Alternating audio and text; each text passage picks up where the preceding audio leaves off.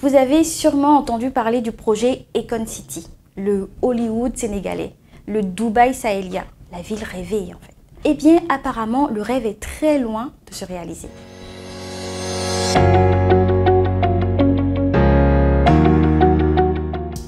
Le 31 août 2020 à Dakar, le célèbre chanteur Akon annonçait publiquement le lancement des travaux du projet Econ City. Une ville nouvelle, à la fois intelligente et éco-responsable, alimentée par l'énergie solaire. Il parlait d'une ville qui n'aurait rien à envier à Hollywood.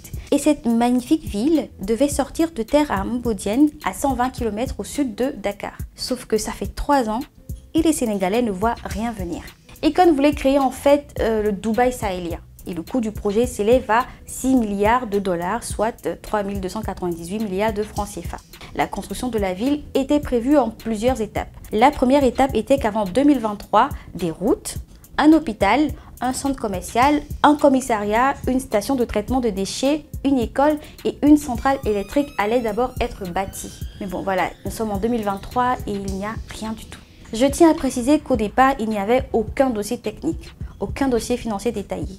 Seulement une simulation vidéo de 4 minutes qui avait emballé tout le monde. Les terres convoitées par Akon se trouvent sur un terrain de plusieurs centaines d'hectares et puisque le président lui-même était séduit par le projet, un premier bail a été accordé au chanteur pour un terrain de 50 hectares, puis un second bail pour un terrain de 5 hectares. Un accord a alors été signé entre lui et la Société d'aménagement et de promotion des côtes et zones touristiques du Sénégal, SAPCO.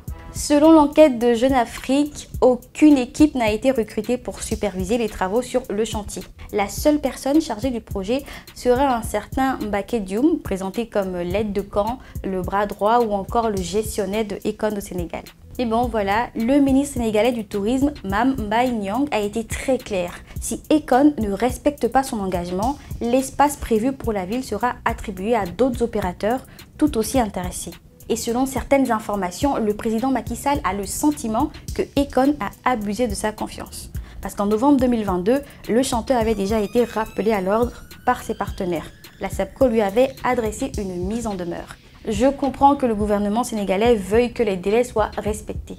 Mais je veux également croire que Akon ira au bout de son projet. Il a déjà démontré son engagement à travers le projet Akon Life in Africa, qui a servi à éclairer de nombreux villages à l'énergie solaire dans plusieurs pays d'Afrique. Et dans une interview accordée à la BBC, il disait avoir changé à la fois les entreprises de construction et les architectes avec lesquels il travaille sur le projet Econ City. Donc je veux y croire. Dites-moi dans les commentaires si vous aussi. On reste à l'affût et je vous dis à bientôt. Bye!